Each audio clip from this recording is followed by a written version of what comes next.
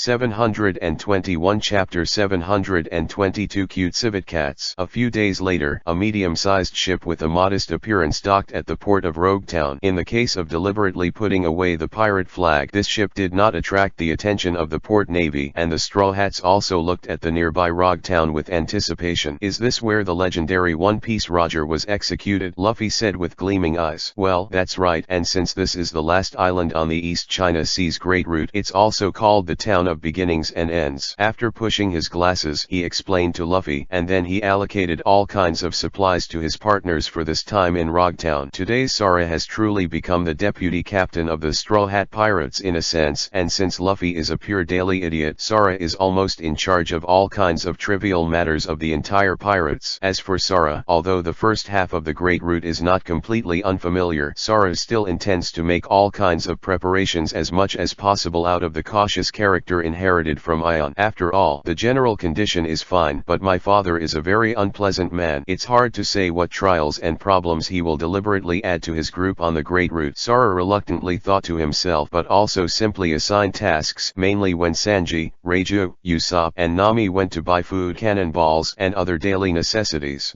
Wait. At this moment, Sauron suddenly spoke. "Korra, my two knives have been damaged in the previous battle with my hawk. I need to buy weapons. Can you give me some Bailey?" "Huh? No problem. How much Bailey is needed?" Sora asked. Zoro estimated the value of the two knives before, stretched out two fingers, and said that at 200,000. 200,000. Sora's expression was a little surprised. "The penniless?" Zoro asked with a slightly embarrassed expression. "Then 100,000. No, Zoro, what kind of good knives can 100 or 200,000 Baileys buy?" Sora said a little helplessly, and then said, "I'll give you 2 million Baileys if that's not enough." Before she could finish speaking, Nami's eyes lit up almost instantly, and she was already thinking about how to get the money from Zoro through purchasing on behalf of others. It's just that Nami's change in expression was quickly noticed by Sora, and she immediately changed her tune and said, "Forget it, Zoro. Let Ying buy a knife with him, and Ying will pay for it." "Okay," Zoro said indifferently. "By the way, Luffy, you should follow along too, so as not to find you later." However, when Sora turned his head to remind Luffy not to run around, Luffy disappeared on the deck at some point. "Null." In response, Kong couldn't help but sighed helplessly, and then asked Ying and Zoro to remember to find Luffy to bring him back, and instructed partners who entered Roguetown to be careful. After all, the Navy in the sea may not be a big threat, but Kong, who is also focusing on intelligence gathering, has learned about the rumors that the Navy hero Carp has recently appeared in the East China Sea. So Sora himself deliberately stayed behind on the pirate ship, guaranteeing the possibility for the Straw Hat Pirates to evacuate Roguetown at any time. Unlike Sanji's smooth purchases, Ying and Zoro on the other side wandered around Roguetown and found several weapons shops, all of which were closed. In the end, after going around a bit, Ying and Zoro finally found the only normal weapons shop in Roguetown. "Welcome." Seeing this, Chopper, who was at the door of the weapon shop, hurriedly greeted him sweetly, and Ying's eyes also focused on Chopper's body, paying attention to every detail of Chopper's body. Under Ying's scrutinizing eyes, Chopper couldn't help shrinking his head and said with some fear, "The guess." A rare gentle smile appeared on Ying's face and said, "What a cute civet cat. I'm a reindeer." "A reindeer." However, before Chopper could finish speaking, Ying's smile became more and more obvious. "Such a cute civet cat really wants to step on it and ravage it. It must be very interesting, right?" In an instant, Chopper broke out in cold sweat and said quickly, "What's so interesting? Please don't say such dangerous words." "No, I'm serious." Immediately, Ying squatted directly in front of Chopper, completely blocking the sunlight, and asked with a gentle and terrifying expression, "Little civet cat, what's your name? Are you also selling pets in this store?" "Yes." "I'm sorry, I'm not for sale, and this is a weapons store, not for pets." As he spoke, Chopper, who was frightened, ran back into the store subconsciously. "Ying, do you still like this kind of pet?" Zoro also asked in surprise. "Well, don't you think that kind of furry and cute creature is suitable for gentle torment?" Ying said as a matter of course. "Poor, almost," Zoro said vaguely, and then walked into the weapon shop, and Yan, who was drinking tea with Drag at the top of the house opposite the weapon shop, saw this scene, and a satisfied smile appeared on his face. As for Ying's character, Yan is naturally very clear. The heart may be kind, but it seems to have inherited some of Hancock's weird characters, and he will express his liking for pets he likes in a rude way. It just so happens that the type of pet that Ying likes is the kind of furry and cute, preferably ugly and cute. "Chopper, thank you for your hard work." Yan's mouth twitched. In this way, it will probably frighten Zoro, right? At this moment, with Ying and Zoro entering the weapon shop, Chopper was so scared that he retreated into the counter, but the whole person was completely exposed as if he was hiding. In addition, Ying and Zoro looked around, and finally their eyes fell on the woman in kendo suit who was sitting with her back to them. "Hey, are you the owner of this shop? I need to buy 2 knives. Zoro said straight to the point. "Buy a knife? You can." Dusky followed the rules Ion set for her and said, "Just to verify whether the customer is worthy of a sword because of their devotion to kendo, they need to have a kendo duel with me. The winner can choose everything in the store at will." 357. An expression of interest appeared on Zoro's face and said, "No problem." 722 Chapter 720 Third Guyana. As Saran agreed, Dusky took a deep breath and stood up, then slowly turned to look at Saran behind him. "Gu Gina." Zoro's pupils trembled like never before, and the expression on his face was more shocked than seeing Mihawk. The face with almost the same outline as Gina, even the hairstyle and eyes are exactly the same. After Saran forced himself to calm down, he repeatedly confirmed the appearance of the woman in front of him. That's right, that's right." The next moment, Zoro suddenly stepped forward and hugged Dashki in his arms, and said excitedly, "Gina, you are still alive? What's going on?" And the dull-wit Dashki also fell into a state of confusion and asked in a daze, What's going on? Why are you still alive?" Saran asked ecstatically. "What?" Dusky replied blankly. "Shouldn't I be alive?" No, it's great that you are alive." "Great." Zoro, who hugged Dusky tightly, said excitedly. At this moment, Saran suddenly felt a huge force coming from the back of his neck, forcibly lifted Saran and threw it to the ground. "Hey, Zoro, what's the matter with you guy? Didn't you say that Dashki is dead? And you swore at her grave that you would take her Hidei character to become the world's largest sword. How is coming?" Ying said in a dissatisfied tone, but it also made Zoran react immediately and turned to ask Dusky, "You're not Gina,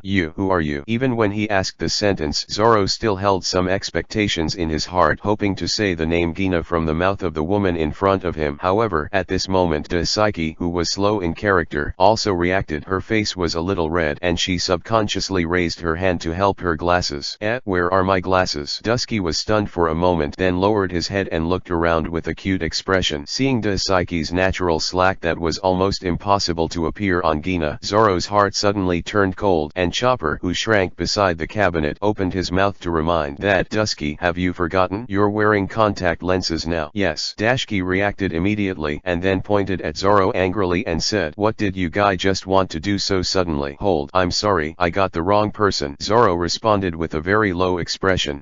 When Dusky saw this, he didn't care about Zoran's offense, and instead asked, "You are planning to buy a knife, right? Then come and have a kendo showdown with me." Zoro watched Dusky, who was almost identical to Gina, say the words kendo duel. His expression couldn't help showing incomparable complexity, down, and many more. At this moment the Ying finger on the side pointed at Chopper and said, "Can the winner choose everything in the store at will, including the civet cat?" "I said I'm not for sale." Chopper protested loudly, trying his best to maintain his own safety, and his eyes showed some expectations towards Dusky, hoping that Dusky would refuse this rude request. However, after recalling what Ion said, Dusky said dumbly, "The boss's statement is indeed that you can choose everything in the store, including letting me, who is the loser, take it away." But then, Daisuke clenched his fists and made a cheering gesture towards Chopper, saying, "Chopper, don't worry, I'll do my best." This is also the moment that proves that my kendo awareness can be worthy of famous sword Snow Walk. In an instant Chopper's face turned pale. "Oh, are there any famous knives in the shop?" Ying's eyes couldn't help but light up a little, but looking at Chopper's eyes with some naked meaning, she habitually said in a commanding tone, "Hey, Zoro, no matter what method you use, you must defeat this woman for me, understand?"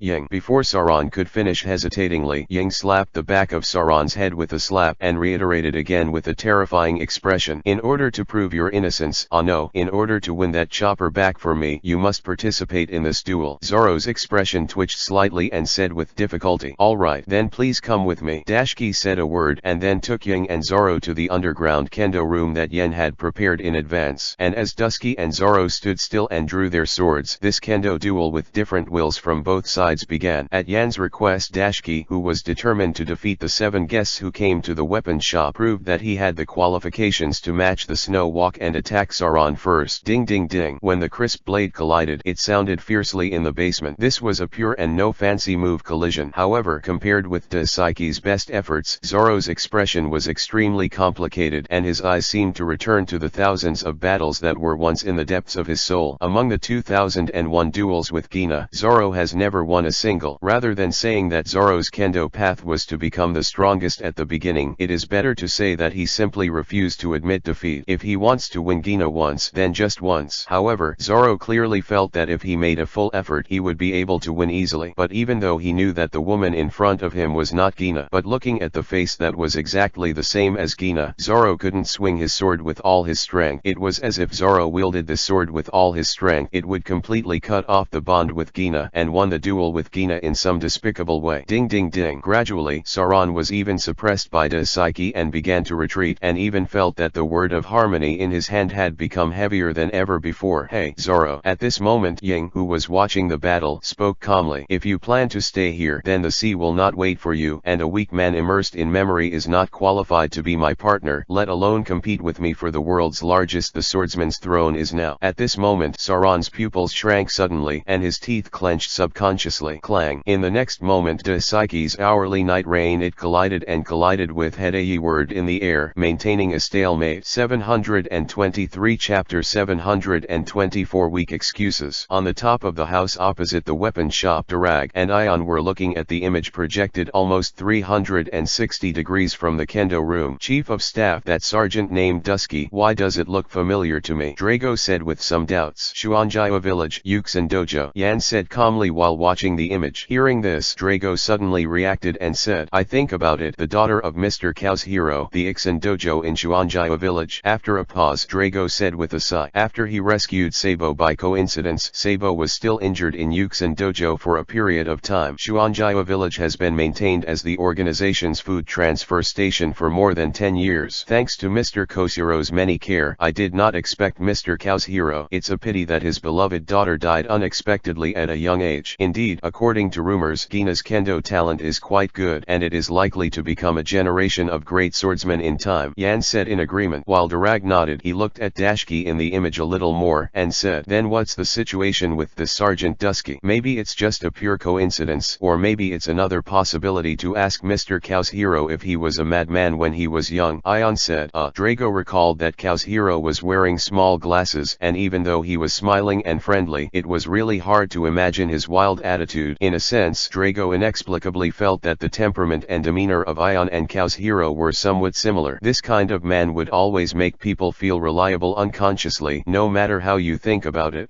Suddenly, Drago's eyes looked at Ion with a bit of a weird look, recalling all kinds of indiscreet deeds of Ion. It's really not impossible. Drago couldn't help muttering. Or, at this moment, Ion said slowly, Dusky is Gina, but Mr. Kaohiro secretly chose a different path for Gina. But, after a pause, Ion shook his head and said, I didn't tell Dusky anything about Sauron in advance. The Straw Hat Pirates even stopped me from offering a bounty. It is impossible for Dusky to know about Sauron in advance, but she just started when I saw Sauron. There was nothing unusual about the demeanor. Finally, Ion said in a relatively certain tone, so, it must be a coincidence. Drago, who is relatively familiar with Kaohiro, said in a positive tone, Mr. Kosuro's private lifestyle may be questionable, but with Mr. Kosuro's faith and will, there is no need to worry about him betraying the organization. He went all out to help secretly when the organization was still extremely weak. Comrade. Inexplicably, Yan always felt that the bastard in front of him seemed to be alluding to something, and after throwing a glance at Drago, he said in agreement, of course, I'm not doubting what comrades mean. And Drago coughed twice, and then turned his attention to the rather immature swordsmanship showdown between Dashki and Zoro, and asked, Chief of Staff, then why did you deliberately let Dashki and Zoro have a kendo duel? Let Zoro, who is Mr. Kosuro's disciple, cut off the regrets of the past so as to further hone the will of kendo. This. Ian concealed his embarrassed look by drinking tea, but he was too embarrassed to tell his main purpose, and it was just a coincidence and an impromptu encounter with Dusky. But almost after thinking about it, Ion thought of a wonderful excuse and said, that's right, Sauron's dream of becoming the world's greatest swordsman is closely related to Gina, so I plan to use this kendo duel to keep Sauron taste the pain of defeat in the past and thus spur him to grow up more quickly. I see. But Drago asked with some doubts. But it's quite difficult for Dashki's strength to defeat Sauron. On the contrary, in this dignified kendo duel, it was the most difficult thing for Zoro to defeat Dashki. Yan said affirmatively. Why? Drago asked. It's very simple. Even if Dusky admits that he is not Gina, does Zoro dare to bet on the 1% possibility that it may not exist? How could Zoro win the kendo duel before even his own target of swinging the sword is Dusky or Gina? Ian continued. So Zoro will continue the 2001 defeat, savoring the 2002 defeat in the hands of Dusky and also in the hands of Gina in memory. victory. Do not. However, listening to Ion's analysis, Drago said in a disapproving tone, Chief of Staff, Mr. Kazuhiro mentioned Zoro to me.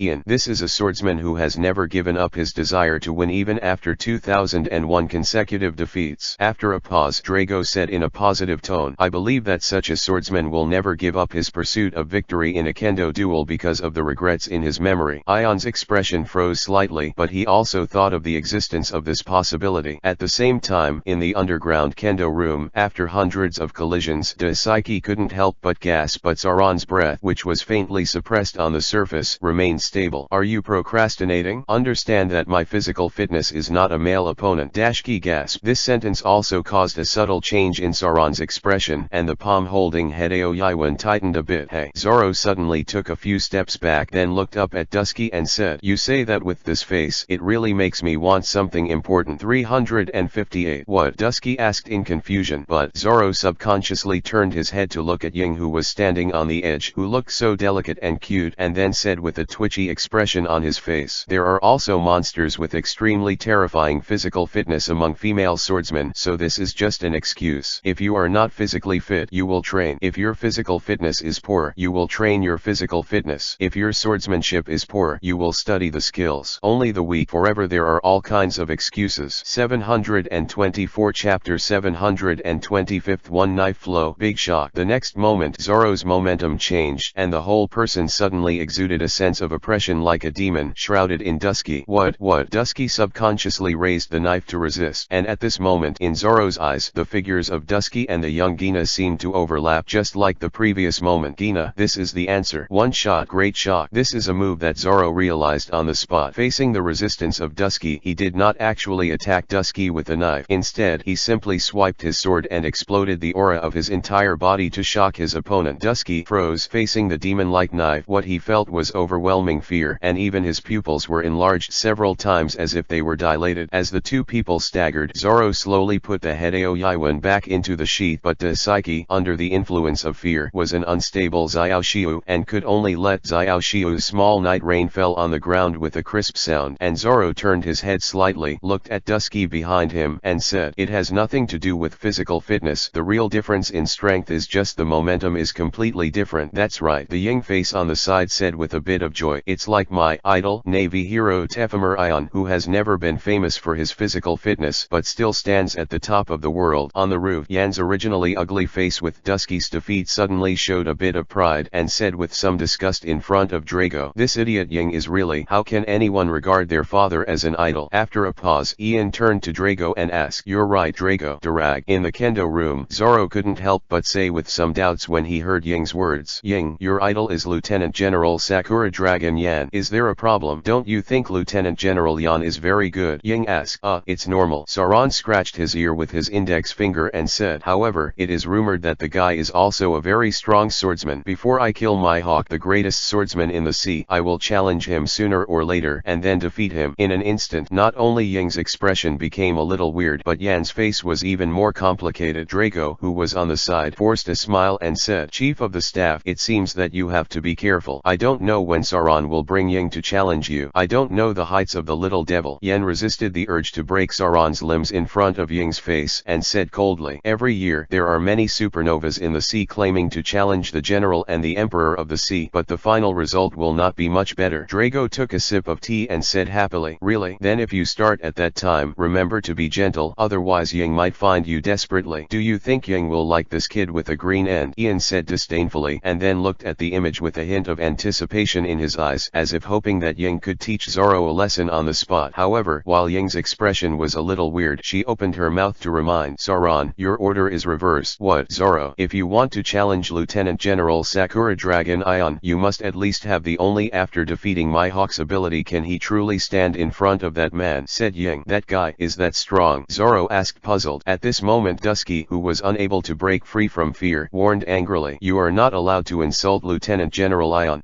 Sorry. For a while, noticing that Ying's eyes were also a little dissatisfied at the same time, Zoro couldn't help scratching his head and said, sorry, I just heard that Lieutenant General Ion is very horny, and generally such a guy can't really stand on the top. And Ian watched Saran frantically destroy his image in front of Ying, constantly slandering himself, his face almost dripping with gloom.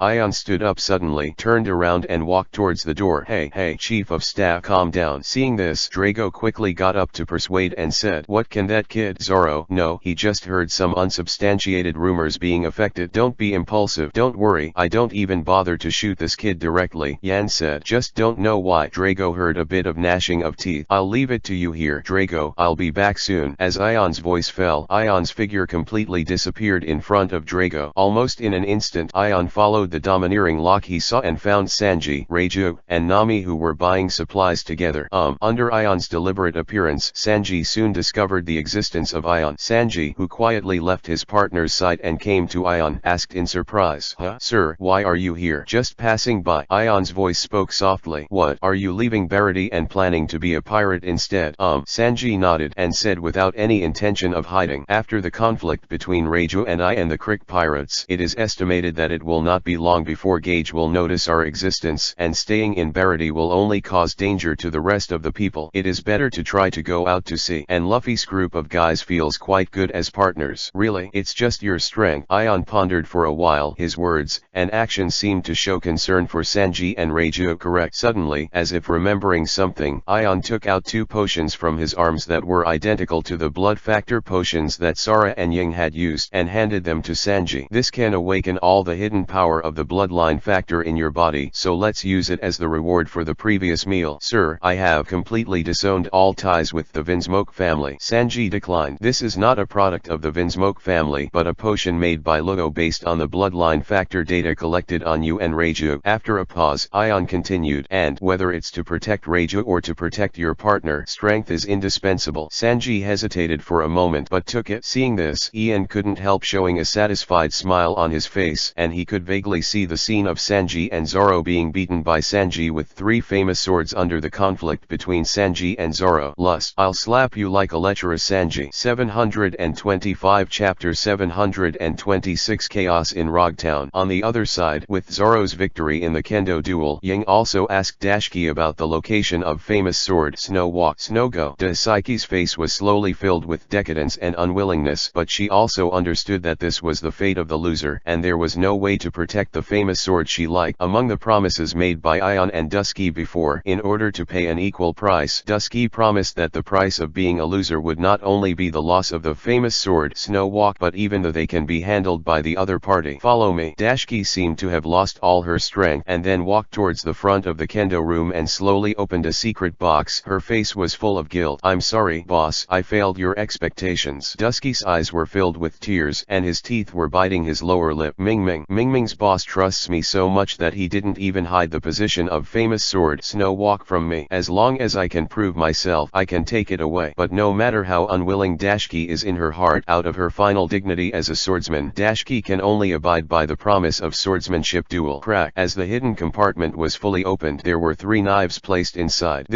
At this moment, not only the expressions of surprise on the faces of Zoro and Ying, but Dasaiki's spirit was even more energized, and he quickly recalled the book of famous knives in his mind. This is the 3-generation Onitua called the Demon Sword. And how is it possible? This is the national treasure of Wano Kingdom, who is said to have cut down flying dragons. Name knife. Autumn Water. Yes. Hearing Dusky's shocked words, Zoro's face suddenly filled with excitement, and he felt inexplicably that the 2 knives in front of him were attracting him. The next moment, Zoro pulled out the 3 generations Ghost Toru and famous sword Autumn Water without hesitation, and an astonishing cold light flickered in the Kendo room. A satisfied smile opened on Zoro's face, and he said, "It's a really good knife. It's mine." Immediately, Zoro sheathed the 3 generations of Ghosts and Autumn Water and tied them around his waist together with Hideo Yaiwan. Not bad. Ying on the side looked at Sauron's image at the moment, nodded with some satisfaction, and said, "However, Sauron, you still need to master domineering as soon as possible. Otherwise, no matter how good a famous sword is, without domineering protection and bonuses, it is easy to cause irreversible damage." Yes. Sauron listened to Ying's reminder, then nodded, and the urgency of mastering domineering was even deeper. However, under Sara's teaching, Sauron understood that his physique was still a lot worse if he wanted to truly cover the domineering of his weaponry on the blade. It seems that you have to double your physical training. While Zoro was facing, he was about to follow Ying back to the weapon shop above, when the corner of his eye looked at Dusky's direction again. At this moment, Dusky's face was full of unwillingness, and that familiar expression once again reminded Zoro of Gina's unwillingness to be annoyed as a girl under the moon. moon. Hey! Suddenly Sauron shouted, and when Dusky raised his head blankly, the last famous sword Snow Walk placed in the dark compartment was thrown by Sauron into Dusky's arms. What?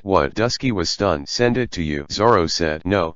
Dusky shook his head and said, the loser is not eligible to win the spoils. Just before the kendo duel, didn't you say that if I win, I am eligible to dispose of everything in this weapon shop? So this Snow Walk is given to you. Zorro reiterated a sentence and then followed in the direction of Ying and continued, I once lost 2001 times in the hands of a woman who looked just like you. In order to win, I tried everything I could. If one knife can't win, then 2 knives. If 2 knives can't win, then use 3 knives. The purpose is to do everything possible to make up for the gap between me and that woman. So I think it is better to use the heart that has been unyieldingly pursuing victory to constantly make up the gap, rather than being unwilling to be weak and flawed. In the end, in the somewhat dull gaze of Dashki, Zorro's back disappeared in the direction of the entrance of this underground kendo room, and only a few vague conversations continued to sound. Hey, Zorro, should I say enough about being handsome? 359. No, you're so generous. Just give Snow Walk to that Dusky. It's okay, I have 3 knives enough. Otherwise, why don't you just invite that woman to board the boat with you, so that you can continue to guide her normally? Wait a minute, Chopper, stop. And in the weapons store, just when Ying raised the terrified Chopper, there was a sudden panic on the street, and a large number of people were running away. Huh? Did something happen? Ying and Zorro quickly walked outside the weapons store, and were surprised to find that the Navy in Rogtown had begun to mobilize, and it seemed that they were preparing to block the entire Rogtown. Could it be that something happened to Luffy? Zorro had such an intuition inexplicably possible. Ying's expression was also slightly solemn. After seeing the domineering look, she quickly captured Luffy's position, threw Chopper towards Zorro, and then quickly swept away in the direction of Luffy. Sauron, you take Chopper to meet the other partners first, and I'll find Luffy. Zorro nodded, and when he was about to move, he suddenly felt as if the roads in every direction were so unfamiliar. The port? In which direction is the port coming? The corner of Zorro's mouth twitched slightly, then he looked down at Chopper in his arms, and said with a vicious expression on his face, hey, little thing, tell me the direction, or I'll kill you. In an instant Chopper's face turned completely white with a swoosh, and then he raised his head and pointed in a certain direction with trembling. On the other hand, in the riots caused by Luffy's boarding of Roger's execution platform and publicly proclaiming I am the man who wants to become the Pirate King, almost all the Navy in Roger Town has been dispatched. Angry, Smoker even started hunting down Luffy himself. For the Navy, the purpose of keeping Roger's execution platform is to deter pirates, not to let wild pirates board the execution platform to make such a speech. It is conceivable that once this kind of thing is publicized, it will turn the Navy into a joke of the sea. 726 Chapter 727 The storm is rising. So, pirates, stand for me live. Half of his body turned into white smoke and flew in the air, heading straight for Luffy, who was running wild not far away. His angry voice spread almost all over the small town of Rogue. Luffy turned his head and glanced at Smog, and understood that this guy was the natural type devil fruit ability that Sorrow once said. Without sea stone weapons, domineering, or physical properties, it is almost impossible. The tricky presence of ways to inflict substantial harm. Idiot, just stop, Luffy shouted, and while laughing, his speed increased again. Mixed eggs. Seeing this, Smoker became more and more angry in Luffy's cheerful laughter, as if he was taking a risk. Pirates who speak wildly, do you think you escaped from Rogue Town? With Smoker as the center, a large amount of white smoke suddenly erupted from the body, filling the surroundings, engulfing Luffy in it in an instant. White blast. Luffy, who was deep in the white smoke, suddenly felt that the smoke was binding him, as if he was deep in a swamp with countless invisible tentacles, and the smoke was constantly pouring into his nose and mouth, making way for him. Faye kept coughing, unable to lift his strength at all. On a roof not far away, when Drago saw this, his eyebrows could not help but wrinkle slightly, and an invisible wind rose into the sky. Almost instantly, large tracts of dark clouds gathered together, and the heavy rain began to move towards the sky. Down to Rogue Town. The dripping rain also made Smoker, who was about to be completely trapped to death, move. For the smoke, rain is a nemesis in a sense, which will cause the smoke to be so heavy that it is difficult to maintain and manipulate freely. This is not a problem of the fruit development of the smoke itself, but a specific defect of the smoke fruit itself. How could it be such a coincidence? Smog looked up and glanced above, and I didn't know when. The sky was already covered by a dark cloud, but Smaller gave up the plan to use the smoke fruit ability in a large area, and in a turn of his figure, the 10 hands inlaid with the sea tower stone in his hands poked towards Luffy's back. For a time, Luffy, who wanted to fight back, felt as if he had fallen into the sea, and instantly felt that his strength was drained. As for Smoker, he turned around and pushed Luffy to the ground cleanly, clasping Luffy's throat with one hand and holding his 10 hands in the other, aiming at Luffy, and announced, "Pirates who intend to destroy the sea, I announce that you have been arrested." Seeing this scene, when Drago's figure on the roof not far away couldn't help but start to elementalize, a hand suddenly placed on Drago's shoulder to stop Drago's movements. "Drag, it's a fluke that old man Carp didn't reveal your presence in the East China Sea to the world government. Once you continue to show up here, it will attract the attention of the world government and the Navy headquarters." Yan's voice sounded behind Drago, reminding Drago not to shoot rashly. Different from the original trajectory, Drag in the original trajectory may be regarded as a great threat by the world government, but after all, he has not done anything big enough to shock the sea. And now Drago is a big villain who invaded the Wanakuni, attacked the G1 branch, and took the initiative to launch a year-long war with the Navy. And in the past few years, the world government has not relaxed its search for the so-called Revolutionary Army remnants. So if Drag appeared in a sensitive place like Rogue Town, it would undoubtedly cause a big riot, and maybe it would also affect the big plans of the Revolutionary Army itself. "I see, it's just..." Drago hesitated for a moment, but his eyes were fixed on Luffy, who had been controlled by Drag on the street not far away. Noticing Drago's eyes, Ion took a step forward, and the rain crackled on the mask, making it difficult to see the specific eyes of Ion, but the voice sounded quite calmly. "All the preparations that should be made for them have been made, and a mere Smoker can't stop this generation." At the same time as Ion's voice sounded in the pouring rain, an exaggerated flying slash towards Smog from the other side of the street. Boom! Smog, who only had time to enter the elementalization state, was immediately cut into two pieces.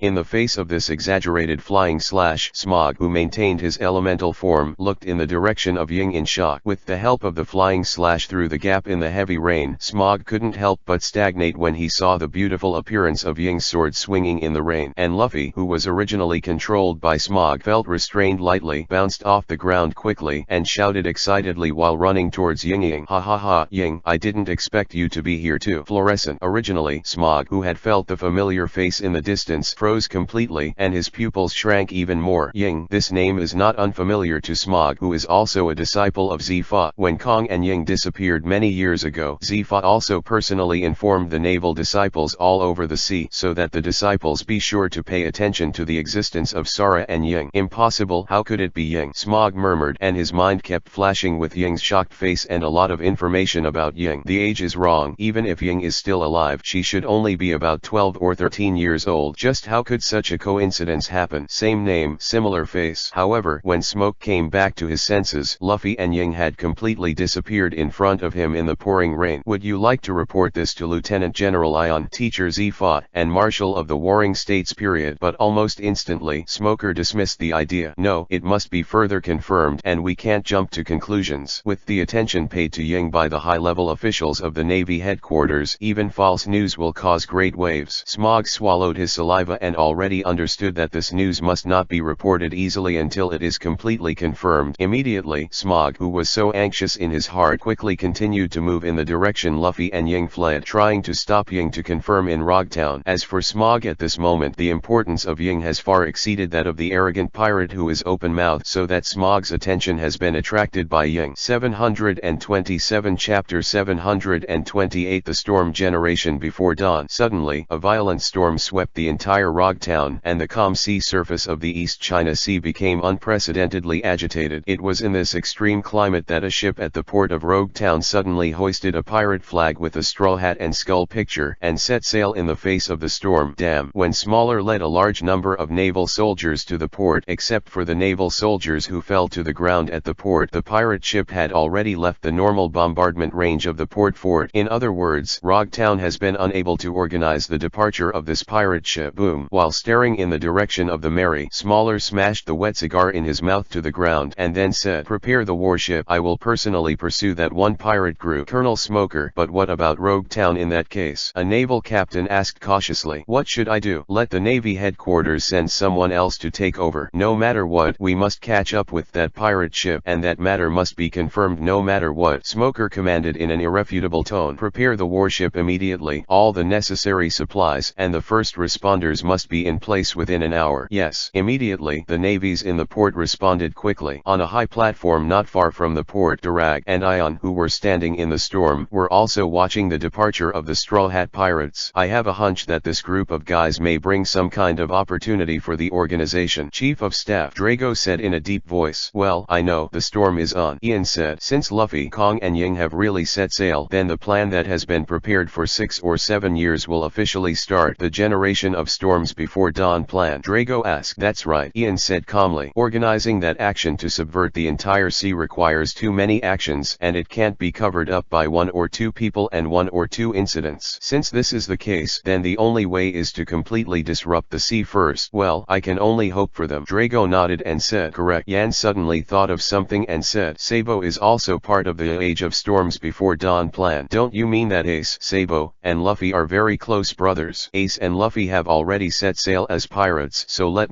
these 3 brothers meet in the new world, or the youth of those guys will be over. Sabo. Drago hesitated for a moment and said, in terms of age, Sabo is indeed suitable as a new generation, and Sabo's information has not been leaked. But who will replace Sabo's position as the commander of the South Army? Isn't Lindbergh's research project completed? Let Lindbergh be the commander of the Confederate Army, Ian said. Drago nodded and agreed with Yan's suggestion. On the other side, under the guidance of Nami, the navigator, the Mary, which had left Rogtown, rode the wind and waves straight to the direction of the upside-down mountain. Yahoo! Luffy's excited voice sounded on the Mary, but the dark eyes looking forward were full of enthusiasm. The great route is not far away. Hey, everyone! At this moment, Luffy suddenly thought of something and turned to his friends behind him and asked loudly, the great route is about to arrive. Do you all have any dreams? Dream. Luffy's words caused everyone's eyes to fluctuate a little. Immediately, Luffy directly brought a round table and placed it in the center of the deck with his heels up and said loudly, I want to find One Piece, become the Pirate King. Sauron, who had just experienced the kendo duel with Dashki in Rogtown, walked up the second and also knocked on the round table with his heel and said, I want to become the world's #1 swordsman and let my reputation resound through the sky. I'm going to be a brave sea warrior. I will draw all the charts of the sea. 360. I want to find all blue. As Sanji spoke passionately, Leija raised her hair and spoke in the same way. In that case, I hope that after Sanji finds all BIUE, I can perform the biggest music performance there. At the moment, the remaining eyes are locked on Sara and Ying, who have not spoken yet, and Chopper, who is timidly hiding in the corner. Luffy said to Chopper with a carefree voice, hey, that emergency food, you can also say something. Hearing the word emergency food, Chopper's face suddenly turned white and he was so frightened that he ran over quickly. The whole person jumped directly to the corner of the round table and said carefully, I want to be the best doctor, not the food. Originally, they thought it was just the Straw Hat gang of pets brought back by Ying, but they all suddenly became surprised.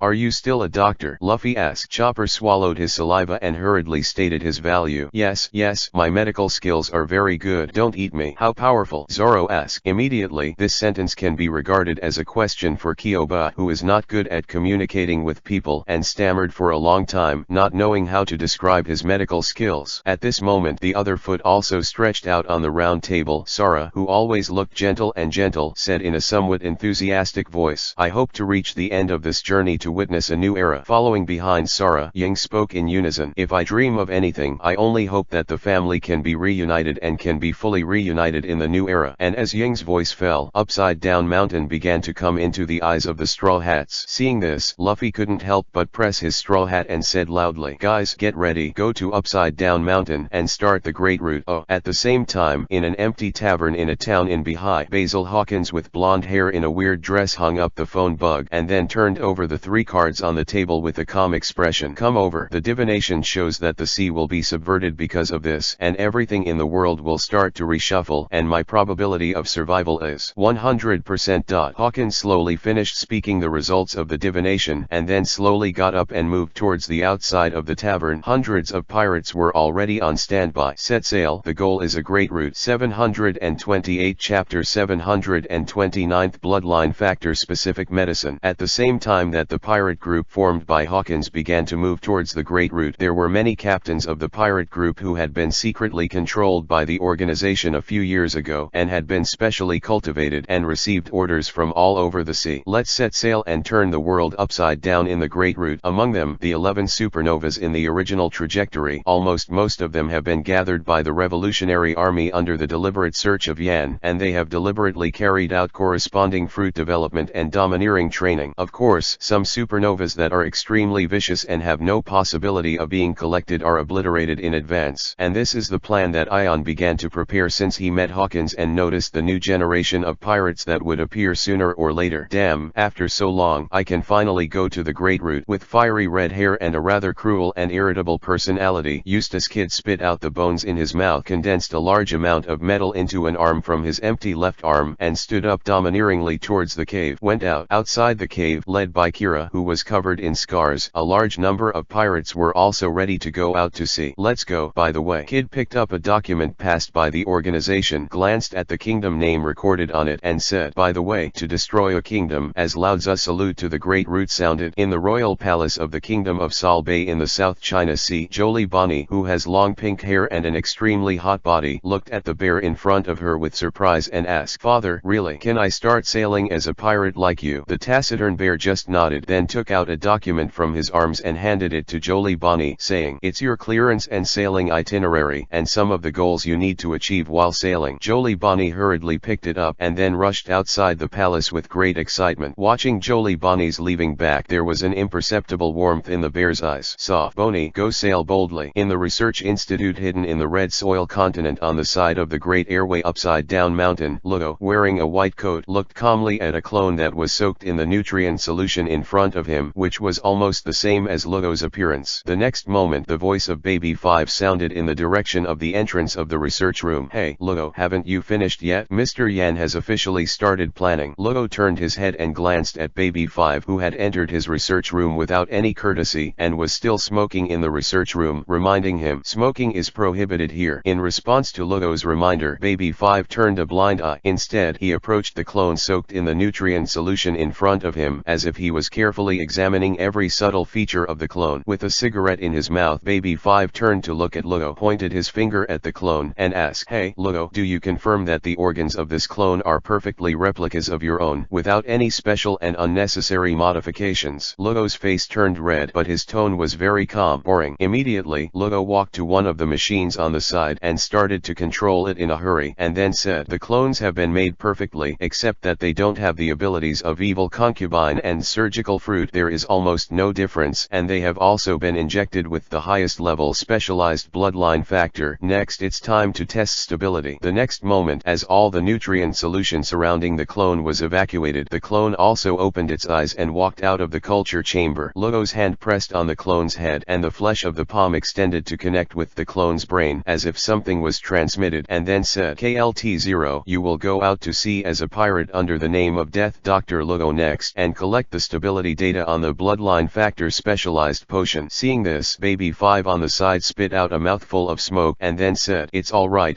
let's hurry up and let KLT-0 set off with me. I still have quite a few things that need to be urgently tested this time. Immediately, Baby 5 took KLT-0 to the hidden port of the institute, but the whole person jumped towards the sea, and a large amount of dark steel began to appear on his body. When Baby 5 fell to the sea, the whole person had completely turned into a ship floating on the sea like a giant steel beast. For a time, as the Revolutionary Army launched the Storm Generation Before Dawn plan, the whole sea began to become turbulent, and exaggeratedly strong newcomers pirates sprang up like mushrooms after a rain, and then gathered together towards the great departure route. When a large amount of urgent information was transmitted to the naval headquarters, the generals of the naval headquarters were almost all busy in order to deal with these incidents. Are you crazy? This sea, even in the years after Roger the Pirate King, was not so exaggerated. At the meeting to discuss the latest batch of pirate bounties, the admirals looked at the information on pirate newcomers and monsters piled up in front of them, and their expressions were extremely ugly. In less than a week, pirate incidents such as destroying kingdoms, attacking naval bases, looting world government ships, etc. occurred frequently, and most of these incidents occurred in the first half of the Great Route controlled by the Navy. In contrast, such evil acts as climbing the Pirate King's execution platform and sinking warships are too inconspicuous. At this moment, it gave these naval officers the feeling that suddenly the whole sea started to riot, and a large number of pirates emerged, and among them there were many monster-like newcomers who had not had one in the past few years. And after the Navy headquarters conducted intelligence collection and analysis on those pirate newcomers, it was amazing to find that the development of those new pirate fruits was amazing, and some even had mastered the domineering ability. In the past, almost all pirates who had reached this level of ability had reached the supernova level of the Chambord Islands in previous years. Now, these monsters appeared near the entrance of the first half of the Great Route. Once these these villains are given room to grow, it will inevitably lead to the deterioration of the intelligence. It must be punished in time to suppress the arrogance of the pirates. Justice wins. 729 Chapter 730 The Devil's Triangle. At this moment on the Ark Proverbs, flying slowly above the clouds, Ian is browsing the latest reward orders one by one, and most of the thick reward orders are newly added reward orders. Lord Ion, apple juice. Anilu walked out of the cabin at this time and put a glass of apple juice next to Ion. Ian glanced at it and asked helplessly, Anilu, are there only apples on your boat? Don't Lord Ion think apples are delicious? Anilu asked rhetorically. Good to eat, Ian said a little against his will. Apples, the taste is really good, but anyone who eats apples every day, drinks apple juice, eats apple fried rice and a series of apple foods can't stand it. And he didn't have the slightest bit of self-consciousness. Instead, he picked up his cup of apples and took a sip comfortably. He didn't forget to put an apple in front of Xiaojin. Xiaojin looked at the apple in front of him and without hesitation turned his head away, without any intention of eating it. It's really not a bird, Ian complained in his heart, took out a portion of the reward order in his hand and handed it to Anilu, saying, come on, Anilu, these are the pirates who are about to pass through your god's kingdom in the next round. I have marked you the pirates who need to be specially given the god's experience target. The smile on Anilu's face widened and he took a bite of the apple and confirmed, no problem, Lord Ion. Looking at Anilu's confident appearance, Ion reminded, be careful, Anilu, don't plant it, tisk, it's just some ants. Anilu said disdainfully, and then casually flipped through the bounty in his hand. Due to the special magnetic field between the islands in the first half of the Great Route, those pirates could only proceed along a relatively fixed route by recording the pointer. Therefore, the normal policy of the Navy is to set up naval bases at important nodes of each route to snipe pirates layer by layer, thereby reducing the number of pirates. And after Anilu got the title of King Skywuhe, he also occupied a certain island that must be passed through the Great Route as his god's kingdom under Ion's signal, so that endless thunder shrouded all day long the whole island. In addition to being a secret base for the Revolutionary Army, this island named the Kingdom of God by Anilu has also limited the number of pirates to a considerable extent in the past few years. As one of the tests for the Straw Hat Pirates to pass the first half of the Great Route, you must know that today's Anilu has mastered the ability of the Armed Color Domineering, and the fruit development ability is not like the Thor form that can only be regarded as a half-hearted fruit awakening in the past. Anilu's strength is already a true admiral level. However, in Yan's opinion, if the Straw Hat Pirates do not have the strength to confront the admiral head-on, then there is no need to go to the second half of the Great Route. But the level of a Navy admiral seems a little too easy, and you have to send another strong man to contain Yang. Just when Ion was still thinking about another suitable candidate, Anilu suddenly pulled out a reward order in confusion and asked, Lord Yan, this Straw Hat Boy's reward order is misplaced, right? There are only 1 million ants with the reward. Yan smiled slightly, glanced at Luffy's smiling bounty order and the only crime on the reward order, the crime of destroying Rogue Town, and said, that's right, Anilu, if you can defeat the Straw Hat Boy smoothly, I will consider giving you the reward you desire. Suddenly, Anilu's eyes lit up slightly and asked, Master Yan, are you serious? That's right, Ion replied affirmatively. Finally, has this god's efforts over the years been completely recognized by Lord Ion? Anilu, who didn't put $1 million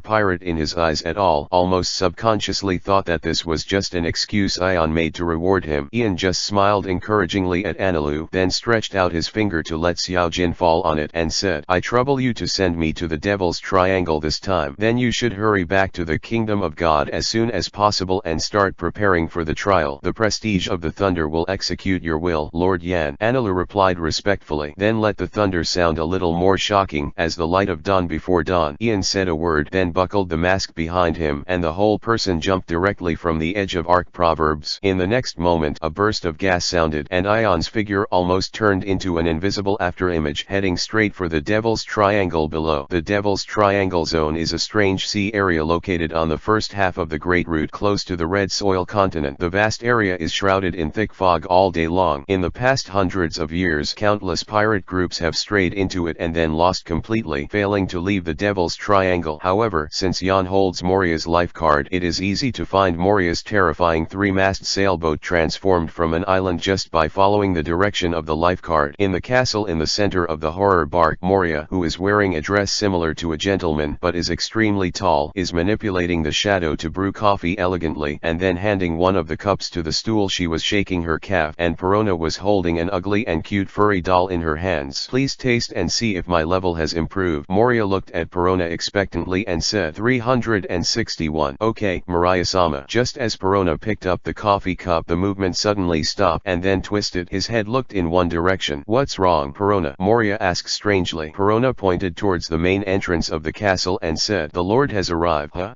Moria was stunned for a moment, then stood up with an exclamation. That Lord came over so quickly. Sorry, I'm not prepared at all. Immediately, Moria picked up Perona and put it on her shoulder. As she ran towards the main entrance of the castle, the shadow behind her did not forget to stretch out two shadow arms holding a mirror and a comb. Leah took care of the onion-shaped hairstyle and even had several shadow arms to help Perona take care of her image. 730 Chapter 731 Mr. Brooke. Good afternoon. Boom. As Mariah hurriedly opened the main entrance of the castle, Ion was looking at the surrounding peculiar buildings that looked like castles in the European aristocratic style of the middle world. It's still Darkwind and Vampire Wind. I have to say that due to the geographical obstacles in the sea, basically each island has a unique and interesting style, which also makes Jan understand why some pirates are obsessed with never-ending adventures. This kind of constantly seeing more novelty and mystery is undoubtedly one of the greatest romances for men. And Moria quickly ran to Ion's side, poked in front of him nervously with both hands, and said with some coquettishness, Sir, why don't you tell me in advance when you come here, so that I can prepare a banquet for you? Forget the banquet or something. Ian responded mildly to Mariah, then raised his hand to greet Perona and said, Perona, it seems more cute. Now Perona, who is no longer the child she used to be, still looks like a princess in a fairy tale. While pinching the doll in her hand nervously, she whispered back to Ion, Thank you, sir. Grow up well, eat more food to develop. Jan said, I'm an adult, my lord. In front of Ion, Perona, who was in awe, spoke in a weak voice subconsciously.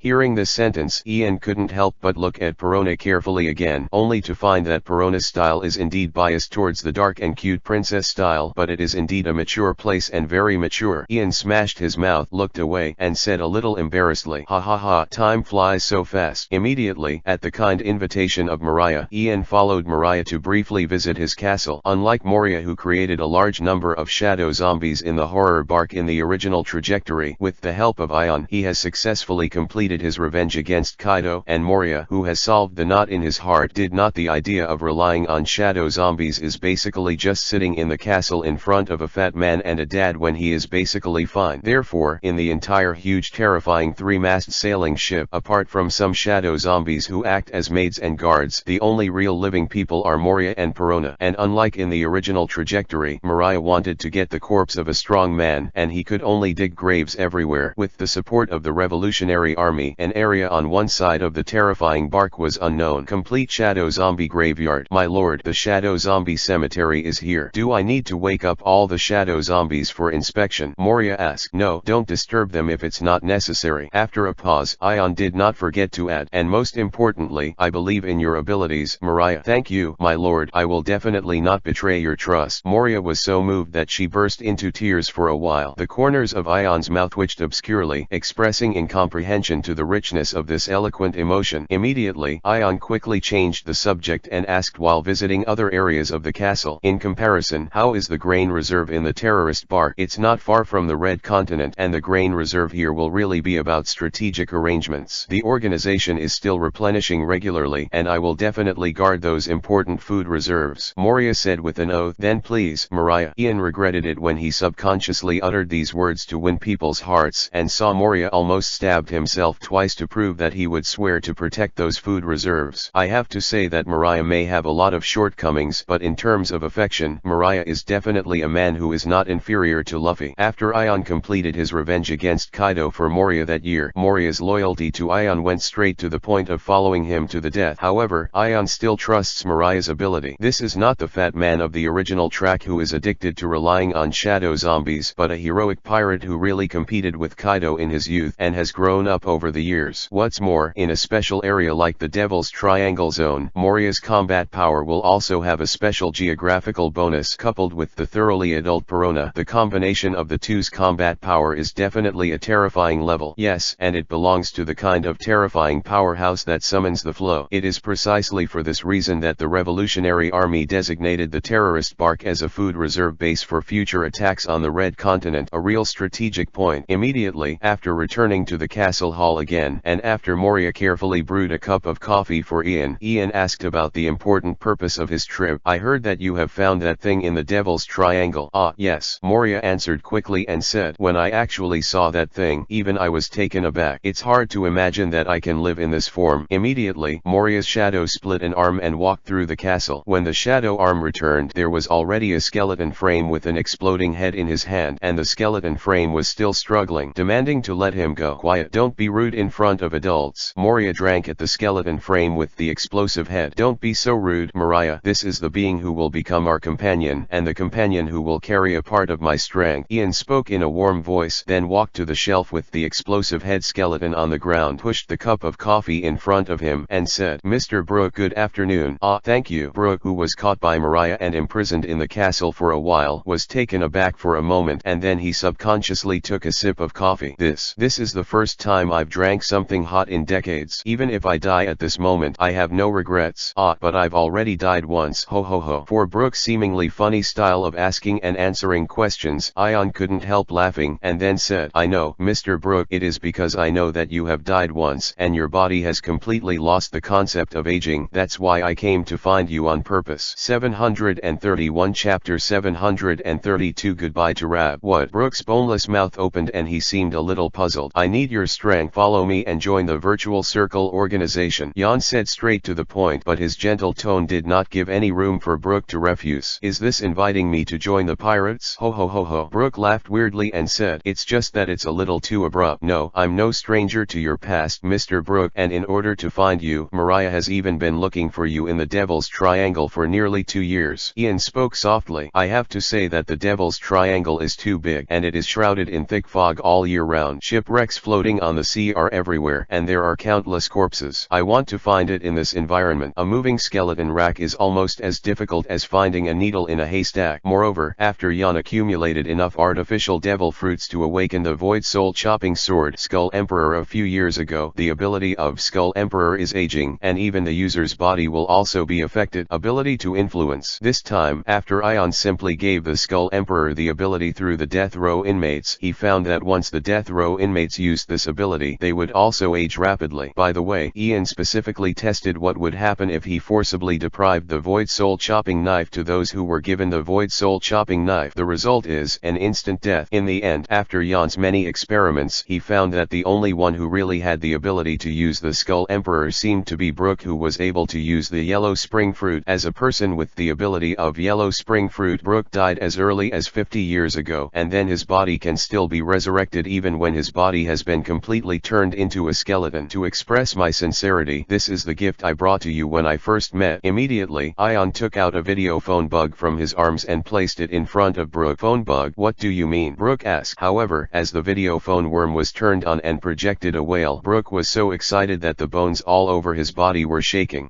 Love you. On the other end of the phone bug, Rebu, who was also staring at the phone bug's image, made a high-pitched voice. After confirming that the whale in front of him was his former partner, Brooke, who had spent 50 years alone in the Devil's Triangle, magically overflowed with tears in his eyes and said excitedly, it's really you, Rab. Great. But soon, Brooke noticed the scars on Rab's head and asked nervously, Rebu, what's with the scar on your head? Are you hurt? It's just that Rab the whale doesn't speak, just keeps sending out symbols of joy. The sound of Ion, who was beside him, spoke up and said, Rebu has been waiting for something for more than 50 years, and has been hitting the upside down mountain with his head all year round. What? Brooke was stunned for a moment and then realized the reason why Rob did this. When Brooke and his gang first entered the Great Route in order to protect Rab, they decided to part with Rab, and the two sides agreed to sail around the Great Route for a week, and then they would return to Upside Down Mountain to pick it up. It's just Brooke's group failed to leave the Devil's Triangle in the end. They ran out of supplies and starved to death on the sea. Brooke also relied on the ability of yellow spring fruit and finally died a year after his death. A successful recovery. At this moment, tears poured out of Brooke's penetrating bones, and he cried, I'm sorry, Rab, I didn't keep the promise, I'm sorry. In this scene, Moria, who was watching on the side, was inexplicably moved and said as if she felt the same way, it's so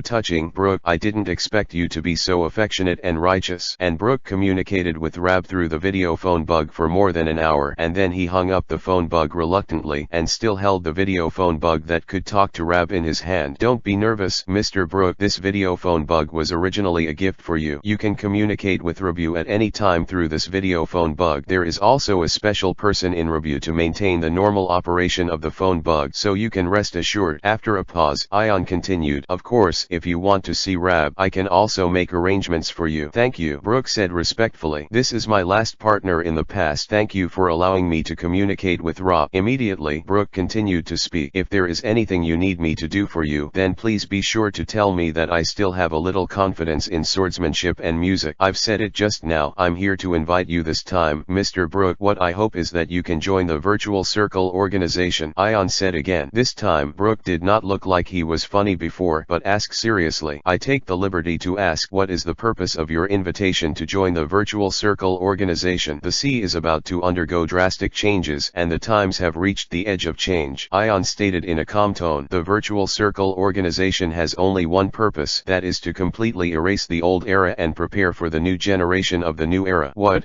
Hearing Yan's astonishing words, Brooke was stunned. After all, even more than 50 years ago, Brooke was not a pirate standing at the top of the sea, or even a loser who did not even reach the new era waters. Brooke said helplessly, "This, Your Excellency, although my heart is boiling with blood, I clearly understand that my strength is far from being enough to help this kind of thing. Power will be granted to you by me. All you need to do is to use my power, carry my will, and start subverting the world is enough." As Ion's voice fell, a ball of light appeared in Ion's palm. Brooke hesitated for a moment, then slowly stretched out the fingers that had turned into bones and touched the ball of light. The next moment, a large amount of white substance seeped out from Brooke's body, completely wrapping Brooke in it. 732 Chapter 733 Huan Quan. As for Ion, he returned to the room arranged by Moria, and then closed his eyes, and his consciousness quickly entered Brooke's spiritual space. Even though Ian launched the Revolutionary Army's intelligence network to have a clear investigation of Brooke's life, in order to ensure that nothing goes wrong, it is necessary for Ian to secretly use the connection established by the Void Soul chopping blade to check Brooke's memory. What's more, Ian thinks it is necessary to understand a secret about Brooke. Brooke's yellow spring fruit activated its ability after death, and Brooke said that his soul had entered the yellow spring. So, is there still a soul's destination in this world? Huan Quan? It's just that Ion has witnessed many deaths with his own eyes, but he hasn't really seen any ghosts and the like. So where have all the souls gone? The next moment, Ian, who entered Brooke's mental space, began to browse Brooke's memory. There was nothing particularly outstanding in the first half of his life. 362. In the era when Brooke was born, the sea was not much different from now. The world government was still so corrupt, and Brooke was just a pirate who set sail with pure dreams and partners. As for the turning point, it began at the moment of Brooke's death. At this moment, Ion used Brooke's memory to clearly see that Brooke's soul entered the sea, and then came to a strange place after experiencing darkness. That's a tree root. Ion saw it for just a moment and noticed in the extremely cold yellow spring space that is full of souls. It is extremely conspicuous, and the huge tree roots crisscross like a spider web. Immediately, Brooke's soul seemed to have triggered the ability of the yellow spring fruit. Contaminated with a wisp of yellow spring cold, it quickly moved away from that place, and soon returned to the surface of the sea. Next, Brooke spent almost 50 years of his life in solitude in the Devil's Triangle. What is that? Yan's consciousness was out of the mental space, and his brows were completely furrowed. Yellow spring is real, and it's somewhere in the sea? No, there doesn't seem to be a space for seawater. And what's the matter with those crisscrossing tree roots? This kind of thing, even if Ion was in the intelligence system of the Navy and the Revolutionary Army, did not mention related things at all. The tree root, could it be that is the devil fruit tree that no one has ever confirmed to exist? Is that thing in the yellow spring? A few guesses sprang up in Yen's mind, but for a while, there was no means to confirm it. Even if Yen read Brooke's memory with his own eyes, he could not find the specific location of the so-called yellow spring. However, one thing is certain, that is, the souls of human beings after death do belong to the yellow springs, and they directly enter the sea water, and then enter the yellow springs in some way. No wonder I've never seen a so-called wandering soul or anything like that. Is this a strange feature of the sea? Ion became a little unsure. Afterwards, Ion directly waited for Brooke in the terrifying three-mast sailboat for a full week, until Brooke woke up with a new attitude. Skulking Brooke, different from the seemingly funny temperament before. At this time, Brooke was surrounded by an aura called aging, as if he had incarnated the nemesis of all things, making people subconsciously chill in their hearts. Wherever Brooke has passed, once it is contaminated by the breath of aging, everything will decay and decay. Not only animals and plants, but even steel, stone, and earth seem to have been taken away for hundreds of years in the blink of an eye. As for Brooke itself, it seems that under the influence of the yellow spring fruit, because the soul was rejected by Huan Quan, he completely lost the concept of aging, but made Brooke immune to this aging breath of infection. Very good. good. Brooke, you really have the potential to control this power, Ion said with some appreciation. Brooke looked down at his bone palm and muttered, it is a terrifying power. A little carelessness will bring terrible consequences to all things. In addition, Brooke has a sincere sense of awe and a sense of intimacy and surrender that seems to come from the depths of his soul for the man who is covering his face in front of him. Brooke, you can't refuse it because of its terrible power. You just need to use it with awe, Ion said slowly with his hands behind his back. I understand. Brooke, who had understood his position, replied respectfully. Not only understand, Ian continued. Brooke, you need to master and become familiar with this power as soon as possible. 1 week at most. You only have 1 week. Any plans to execute soon? Brooke asked. Well, yes, but I can't tell you right now, Ian spoke. But what is certain is that at that time you need to face the strongest existence in the world. At this moment, Brooke, who only had the skeleton frame, didn't have any expression on the surface, but his heart was already extremely frightened.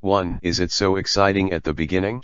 Let's try a weaker opponent first, Brooke asked. Can? Ion nodded, then snapped his fingers towards Perona, who was in a ghost state not far behind, and said, Perona, if you blow up Brooke, I'll give you a special reward tonight. No problem, my lord. Perona blinked her peculiar big eyes, and then stretched out her hands. A large number of white ghosts were created and flew in the direction of Brooke. Boom. The next moment an extremely intense explosion sounded. Ian sat next to Moria on a balcony on the castle, and while drinking a sip of coffee brewed by Moria himself, he picked up a newspaper on the table. A rather compelling news headline. Shichibukai Anilu lost to the Straw Hat Pirates and has been stripped of his title. And under that title there was also Anilu's rather miserable appearance, which made Ion feel a trace of heartache and sympathy. It's all said. Let you pay attention. Anilu. Ian couldn't help being both angry and laughable. He didn't expect Anilu to be defeated so badly. He was completely unconscious and was even chased by the Straw Hat Pirates to the god. The kingdom of Smog was detained. 733 Chapter 734 The contact between Red Hair and Whitebeard. Originally, in Ion's estimation, even if Anilu couldn't defeat the current Straw Hat Pirates, he could easily escape with the ability of the Sounding Thunder Fruit. He didn't expect that Anilu seemed to be in the kingdom of God out of pride or some kind of obsession. The Straw Hat Pirates fought to the death and finally fell into a coma.